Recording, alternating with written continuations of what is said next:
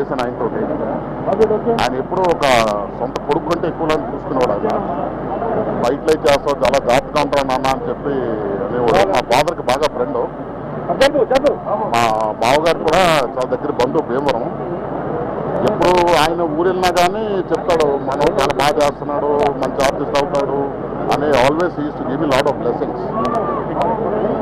చాలా నేర్చుకున్నాం ఆయన దగ్గర. గర్వం కానీ, వేరే వాళ్ళు క్రిటిసైజ్ చేయడం కానీ, మన పని మనం చూసుకుని మన ఫ్యామిలీతో గడుపుతామనే తత్వం ఉండి పక్క వాళ్ళు ఏం చేస్తున్నారు ఏం పట్టించుకోకుండా తన వర్క్ తను సిన్సియర్గా చేసి తన క్యారెక్టర్కి న్యాయం చేసి కాంట్రవర్సీస్ లేని ఆర్టిస్ట్. చాలా బాధగా ఉంది. చాలామంది వస్తారు ఇండస్ట్రీకి, చాలామంది వెళ్తారు, కానీ కొందరు లేని లోటు తెలిసిపోతుంది సినిమాలో. ఆయన కోసమే చాలా మంది పెద్ద డైరెక్టర్లు క్యారెక్టర్ క్రియేట్ చేసి మరి ఎంఎస్ గారి కోసం అనేది చేసిన సినిమాలు ఉన్నాయి. ఆయన చాలా సినిమాలు సగం ఆన్పుజం మీద మోసిన సినిమాలు ఉన్నాయి.